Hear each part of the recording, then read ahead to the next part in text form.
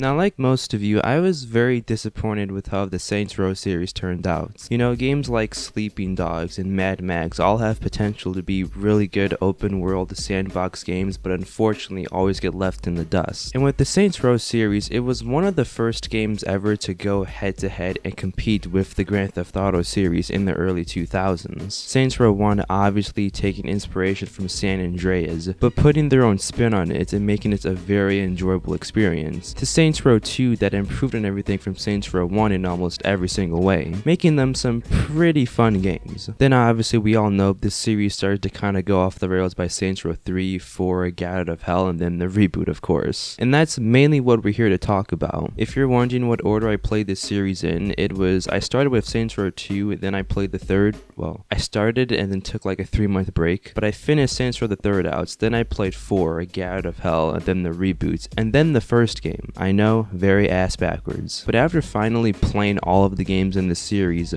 holy shit, is the difference between all of them very apparent. This is also my first video recording with my new microphone and my face cam in it, so let me know if the audio sounds good, and I do apologize if I look a little awkward on camera. It's been a while since I've recorded on camera. But anyways, with that being said, let's start off with Saints Row 1.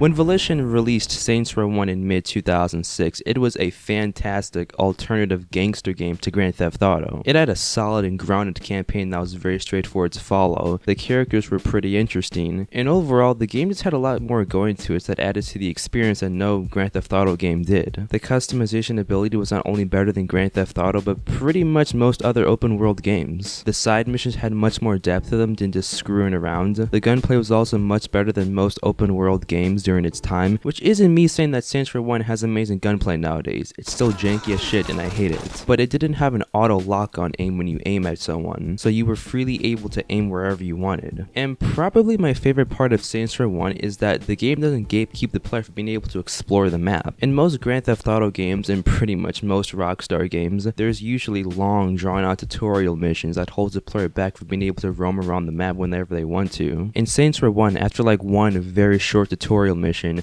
Stillwater is open for you to drive around in. Overall, Saints Row 1 hasn't aged like that well 18 years later. The game is still infuriating as shit and will make you rage. Like the game not having checkpoints and its clunky controls that will make your character do the complete opposite of what you want it to do. But for this to be one of Volition's first major open world sandbox games that was also competing with Grand Theft Auto, it's pretty damn impressive. And after the game became a success for Volition, selling a few million copies, they would get to work and would release Saints Row 2 2 years later in 2008, right after Grand Theft Auto 4 came out. Everything I just praised about Saints Row 1, Saints Row 2 basically did everything better. The customization got a complete overhaul, being able to go into much more detail, like being able to play as a woman and choose which kind of voice you want. The controls of the game, while still being janky nowadays, were a bit more stable. A bit. The only thing that isn't stable about the game is your frame rate. Due to the amount of stuff Volition packed into this game, from the ultra customization to the side missions, squeezed onto an Xbox 360 disc, was really pushing the console to its absolute limit. I remember during the prologue mission where you're escaping from the prison with Carlos, I kept asking myself, why is my game running so shit? Is there something wrong with my Xbox 360? Then my brother came in and he was like, no,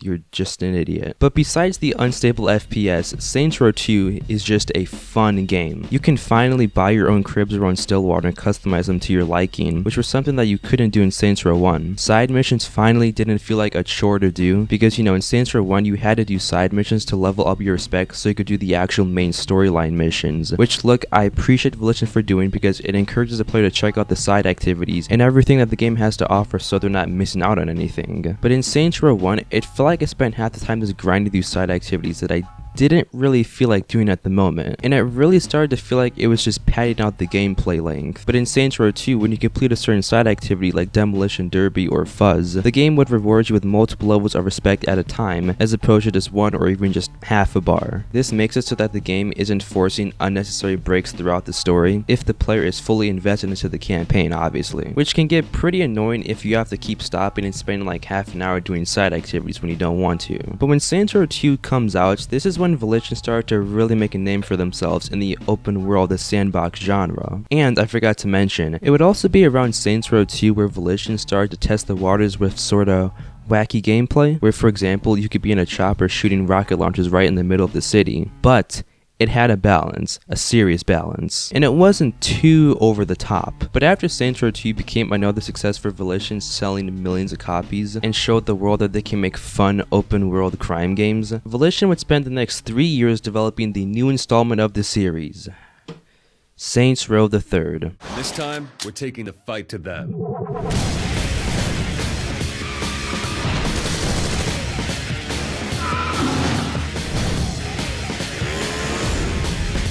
Now, Saints Row the Third is kind of interesting. Number 1, bam, new location, Steelport City. And everything I said about how Saints Row 2 started testing the waters of sort of wacky gameplay but having a balance still, well, Saints Row the Third kind of just removed any sort of serious tone and went full send into the wacky absurdity gameplay. From fighting furries to just driving giant balls in the middle of the city. And it's safe to say that this really didn't sit right for a lot of folks, including me. Jumping from Saints Row 2 and immediately into Saints Row the Third, it took me months to get fully acclimated to the game. So before we discuss the game's wackiness and what I disliked, I guess we should just start off with the first few things that this game does a whole lot differently. And one of the first things that I immediately noticed was the immediate downgrade in customization, which is weird because the first 2 games were praised for beating other studios out when it came to this. And me being the type of kid to spend hours in the character creation, this was a real big letdown for me. I also think it was a little weird for how basically every time you want to start a mission in the game, you don't even have to drive anywhere. All you have to do is open your phone and click start to trigger a mission, drive somewhere, no cutscene, and then go kill NPCs or whatever the mission is. And I hate using the word lazy when it comes to video games because game dev is a lot of work, but I do think they could have at least had cutscenes to start a mission like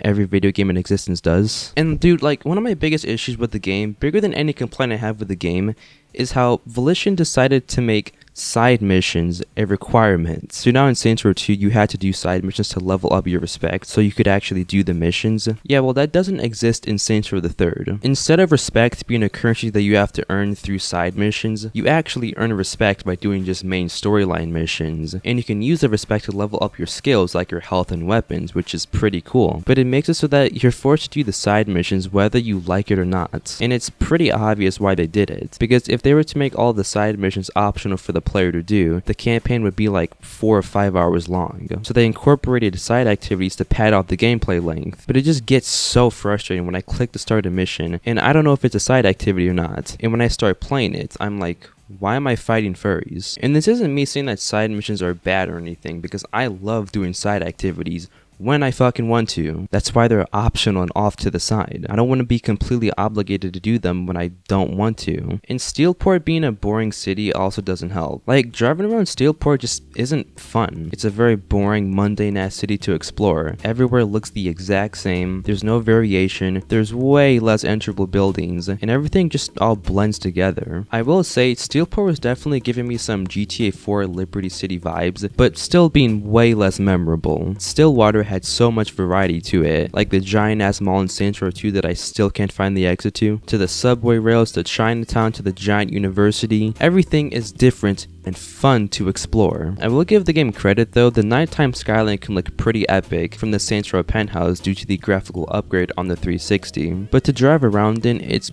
pretty mediocre. And I know for a lot of people who start out with Saints Row the Third and haven't played the other 2 games in the series do actually end up liking the game a lot, which is kind of the main point, right? Trying to make the gameplay as crazy as possible for new players. But for people like me, and by the way, this isn't me saying that I'm mature, because I damn well am not. But the overall wackiness that they were trying to go for just doesn't do it for me after playing the previous titles. For starters, instead of the Saints being these actual gangsters who are generally looked as more of a threat from the public, they're now these celebrities who basically became sellouts and are now selling energy drinks, being featured in movies, selling comic books, getting autographs from people, and it pretty much comes out of nowhere. Pretty much all of the ratchetness of gang culture is stripped away in Saints Row the Third, and it just makes the game feel like more of a watered down version of an actual gangster game. Now, I realized that I haven't said anything too good about the game yet, which I'm not doing on purpose. It's just because the game is just so flawed. But despite all of the negatives I just listed, the game does have its good parts, surprisingly. It's not that bad. The driving has definitely improved a lot. It's not amazing, but it's much better than Saints Row 2's. Combat in this game is probably also the best and funnest in the series.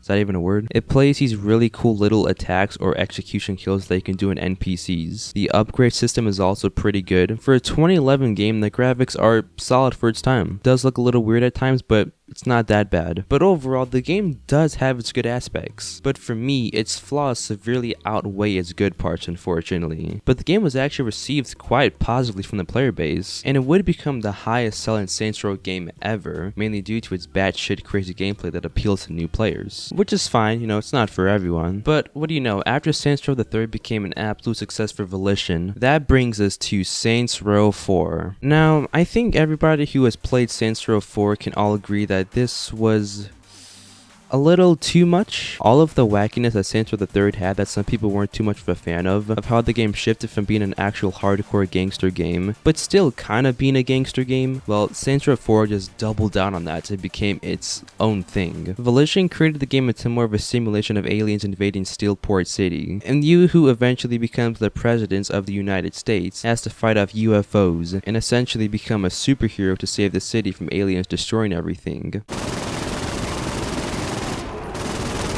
Like, what game is this? This turned from being a gangster game to a sci-fi end-of-the-world situation. And I'm just gonna say this now, I didn't finish the game. I made it like halfway and just could not be bothered. Steelport City is still boring as hell. The whole alien invasion thing is just stupid and way too over the top. Like, I didn't love Saints Row the 3rd's absurdity, but I could handle it. If I wanted to just be left alone, I could just relax in my cribs, and I'd have to always be reminded of this giant-ass alien invasion happening at the current moment, with aliens constantly harassing me 24/7. 4's gameplay feels like I'm just playing a game like Overwatch. And look, dude, the story is just not good. You becoming the president of the United States and fighting off a horde of aliens is just not an ideal concept for a Saints Row game. Overall, I was not this game's biggest fan, but a lot of other people were. And honestly, I'm glad that people are able to find enjoyment with these games, because Saints Row 4 is really just one of those games where you have to just turn your brain off, throw out any common sense, and just pick up your controller and just play.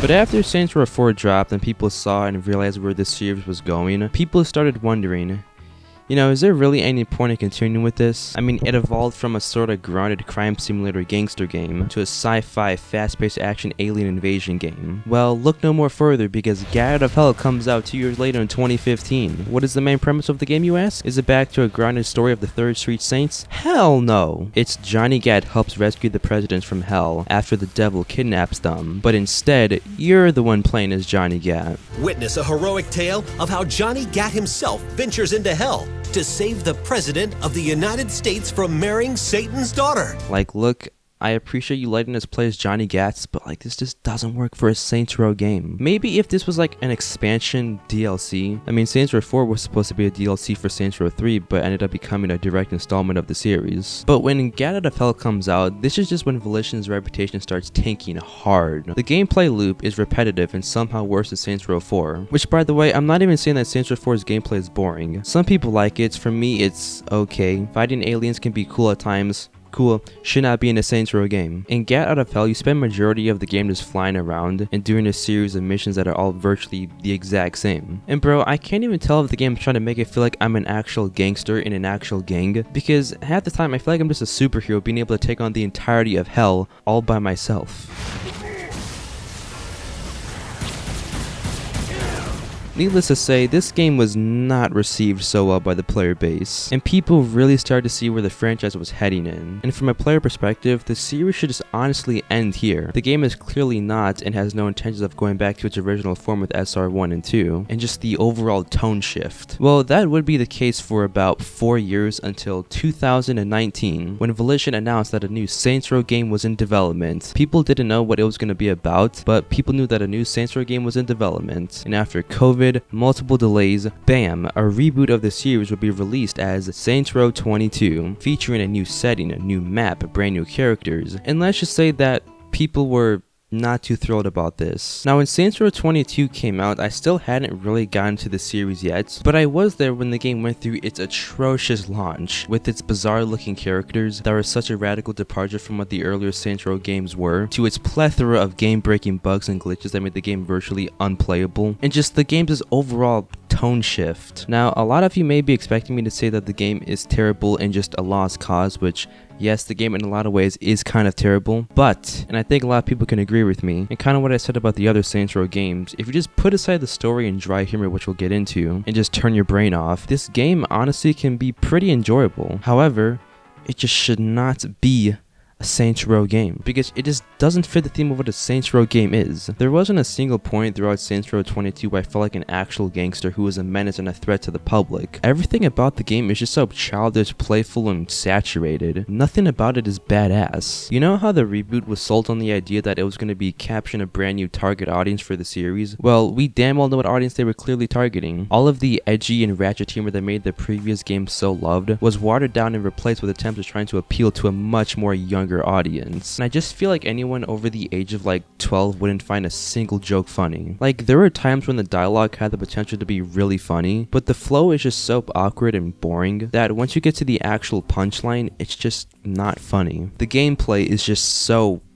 out there. There were so many times throughout my playthrough where I had to keep reminding myself this is a Saints Row game, because sometimes I don't really know what the hell I'm playing. It feels like I'm just playing a game like Fortnite or something. It's so chaotic that it got to the point where I was just accepting, you know, this is what Saints Row is now, this is what Volition wanted to do, so I'm just gonna stop questioning the wackiness, which is mainly how I managed to play almost 50 hours of it. I mean, before I talk about all of the bad parts and what I genuinely hated, even though I just went through a few, some of my favorite parts of Saints Row 22 is its character creation and customization in general. I'm a huge fan when it comes to this type of stuff, and I genuinely do think Saints Row 22 has some of the best customization in the series, right behind Saints Row 2. From cars to weapons to character creation, I mean, this is the most it's gone in depth in a while, and I really do appreciate how detailed it is in this game, and is able to keep me somewhat engaged and entertained with the game. The map, San Eliso, is that how you say it? I mean, I gotta give it to Volition. It is such a work of art. I mean, yeah, it may not be the typical ideal rundown beat up city where gangsters and drug smuggling goes on, but I'm just glad that it's not Steelport anymore. I mean, after playing Saints Row 3 and 50% of 4, I don't think I can take another second driving through that barren city again. San Eliso has so much variety to it, and aesthetically, it's probably the best in the series. No? Okay, behind Stillwater. It's genuinely fun to ride around right after customizing my vehicle and just bombing through the city while listening to my own custom music that the game lets me choose from. I mean, it's pretty amazing. The driving is also surprisingly quite fun. I'm saying that because Saints Row historically has had some like the shittiest driving in any open world game, but I do love the drifting mechanic this game has. You could kinda drift in the other Saints Row games, but it was only hitting those really tight turns around corners. In the reboot, they specifically designed it to just have fun and drift around.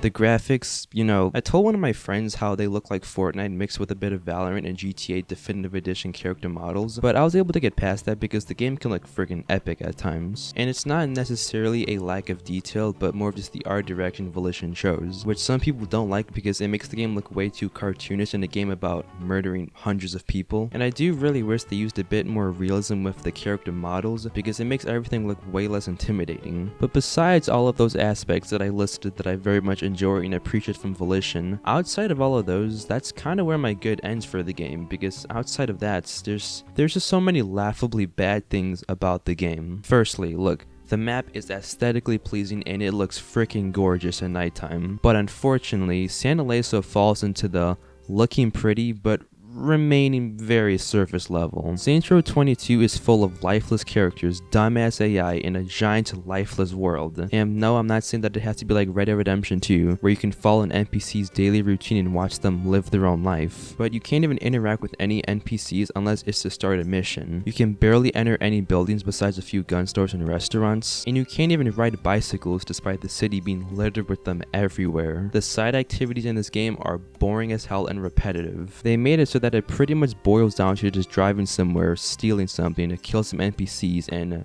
mission complete. Like, there was a mission where I had to steal statues with Nina by towing them with her car, and I was like, oh, okay, maybe the game's gonna let me tow them all at once or something, or other people are gonna help us do it, or it's gonna respawn us back. I don't know. I just didn't expect the game to make me drive from where I was at back to the church, and then all the way back to the same spot to pick up the other statues 3 times. How's that even enjoyable? Like, I thought this was something that games try to avoid because it's just a boring, monotonous gameplay. And if you want me to be honest, side activities in this game are useless. You typically only make around $2,000, while an average looking hat in the game costs $32,000. Like in the earlier Saints Row games, you can make the argument that you're only doing side activities to level up your specs so you could actually do the main storyline missions, but at least they're fun to do, have variety and replayability to them, and aren't just the same shit copied and pasted throughout the entire map. The characters and humor that they're trying to shoot for is just not funny in the slightest. For a Saints Row game, a game about murdering hundreds of people, they just don't fit the theme at all. And no, I'm not saying this because Eli is the only black person in the gang. That has like 40% to do with it. But none of the characters show any sort of toughness, nor do they actually resemble or have any sort of gang culture. They're all so out of place for a Saints Row game, and it just feels more of just like a group of scrawny high school friends trying to be like some wannabe thug or something. They also don't have any sort of character development, so it's hard for me to give a single fuck about any of them. They're all so stereotypical, and the dialogue is just so corny. I really owe you one. Ah, forget it, mate. We're family. But when chemo made her weak, I drove her around. Oh, fuck. I have found a new bar on Action. It's got 5 stars, a huge tequila selection, and karaoke! Oh man, it's been ages since we've done karaoke. Like, I'm just gonna say this now, the acting in this game is not good. And I don't want to say the actual voice actors are terrible, because after all, there's a specific word they're told to do it. But the way it's done just sounds so fake. From the boss's voices that we choose, to just all of the characters in the game. Like, when there's serious moments, which doesn't happen often, it's hard for me to take anybody seriously when I can't believe a single word of dialogue they're saying. Like, if you played Saints Row 1 or 2, or just any rated game, you'll know what I mean when I say the acting is just not up to par with what an actual M-rated game is. Like, when they say, oh, you're such a vicious, cold-blooded killer, it's like, okay. The previous Saints Row games were parodied from standard gangsters in real life, but the characters in this game are just cringy millennials trying to be like cool gangsters running a city or something, and it's just not really a great concept for a Saints Row game. I also noticed during my playthrough, and I don't know if this issue is just one of the many bugs with the game since it came out, but the audio of this game is so inconsistent. Not the quality, but it's either too quiet during shootout missions, sound effects don't occur when I kill someone, or my car engine is at like 10% volume level, while the dialogue is loud as shit. Or it's just not even in sync with the actual character's mouth animation. Well, they do. And since the economy in Santo Ileso has skyrocketed, they have to keep bringing in more money to meet the minimums. Like, I sort of noticed this in Saints Row 4, but it was just painfully noticeable in the reboot. And also one more thing, I don't know why my game was running so bad. It's weird because my computer isn't like some super like high-end PC, it's just a standard game laptop, but I can run a game like Red Dead Redemption 2 at a stable 60 FPS no problem. But I was struggling to run Saints Row 22, a much smaller game at 30 FPS. And by the way, I'm a console player who's used to playing games at 30 FPS, but this was just sickening. The game would literally drop below 20 frames per second and lower. Like, I heard the game isn't optimized too well for pretty much all platforms, but I didn't realize the game to run this shit. And I find it weird how from the time Volition were still in business and the time this game came out, they never bothered to make an actual PC patch for the performance issue that was heavily affecting the gameplay a lot. And you're probably saying, well, just use a mod. And I did try to find one, except the game doesn't support mods, and probably never will. So I do apologize for most of my footage looking crappy half the time. I even tried reinstalling the game at one point, and it still could barely hit 30 FPS, so there's nothing I can do about it. But anyways, the game is also incredibly short, having only 25 storyline missions, which is honestly for the better. Some people complained about this, but let's be real, if the game was more than 12 hours long, we would still be sitting here saying how the game is unnecessarily long. The story took took me 2.5 days to beat, which thank God because I could not give a shit about the actual campaign. Now, yes, Saints Row 22 is a very, very bad and flawed game, but when you really think about it, trying to make a reboot of a game franchise that is loved by millions of people in the world, casting brand new characters, trying to make them as likable as the previous were is a very hard task to do without offending most of the player base. And that's really why the game is just such a radical departure from its predecessors. And also, other factors that play a big role, Volition changing publishers 3,000 times, different developers and higher ups leaving, getting laid off, and new ones coming in, all contribute to the series evolving for better or worse. And I really just wish, man, Saints Row 22 would be a decent game if it just did not have Saints Row in front of it. And that goes for 3, 4, Garrett of Hell, all of that, even Ages of Mayhem. Well, it's not a Saints Row game, but it's like kind of a Saints Row game. Put it this way, you know how we all love Undead Nightmare? Because it's just a wild zombie apocalypse game set in the Wild West. Well, imagine if Undead Nightmare was a direct installment to Red Dead Redemption's gritty setting. It would suck. Now the question is, do I hate Saints Row 22? Surprisingly, I don't hate it as much as everyone else does. If you haven't played the game, you'll probably always hear people saying that it's a piece of crap and isn't worth a single bit of your time, which is definitely not true. It's not worth $70 in the slightest, alright? Forgot it got dropped down to $30. But still, I got mine for $9 during the big Steam sale. But it's not as terrible as everyone makes it out to be. It's easy to hate the game because it's obviously disrespecting its veteran players and has so many flaws, but it has a lot going for it, and I am having a lot of fun with the game still. Though I mainly just spend the bulk of my time in the character and customization area because those are pretty much the best parts of the game. And I think it's important for people to play games whether it's rated bad or good so you can form your own opinion. Because I can bet you that me saying that Saints Row 22 isn't as terrible as people make it out to be, and I actually do enjoy the game sometimes, there's gonna be people telling me who haven't played the game telling me, bro, the game sucks, stop talking like it's good or something. And I'll admit, I was going through the dilemma of should I play this game that I hear is terrible and waste more time with it? I mean, I can always go on YouTube and grab some video shitting on the game and use someone else's opinion and run with it, but I really wanted my video to be as authentic as possible with not only the reboot but all the other Saints Row games. Now unfortunately, the game flopped so badly and got terrible reception that it pretty much caused Volition to go out of business, resulting in developers losing their jobs, which sucks, which officially ended the entire Saints Row series, though it should have ended after 4, but anyways. But that brings us to 2024. Volition is no longer in business unfortunately, and Saints Row 22 has basically been left in the dust for over a year. Throughout this video, I realized that I've sort of been shitting on Volition and pointing out all of the bad things they've done to the Saints Row games, but I think what the Saints Row series displays is the true difficulty of trying to stand out as your own open world title without fucking up your own craft. For the past 18 years, Saints Row has always been labeled as a GTA clone, which, spoiler, it's not, but so many people called it that, including myself at one point, and Volition just did not like that and wants to be their own thing, even though they already did that with Saints Row 1 and 2, but they really want to be their own thing, which resulted in the team trying to go for a wackier, over-the-top, absurd approach with Saints Row the Third, which did work out for them for a few years, which I will say, if they wanted their identity to be Saints Row the Third, then cool, roll with that. But when they got to 4, adding aliens, UFOs, zombies, it just really started to go off the rails. But it does suck that it's like this, where other open world games can't get the recognition they deserve without constantly being labeled as a GTA clone, and have to resort to ruining their own game. But thank you all very much for watching to the end of this video. I also didn't mention, but we also recently just hit 2,000 subscribers, which thank you all so much for watching, liking, commenting, sharing. I'm also going to start doing more facecam videos like this. It just feels more natural when I record. It's gonna take some getting used to because I haven't done like these types of videos in a long time, so excuse me if it may seem a little awkward at times. But thanks for the support again. Feel free to leave any game suggestions in the comment sections below, and I'll see you guys in my next video. See ya.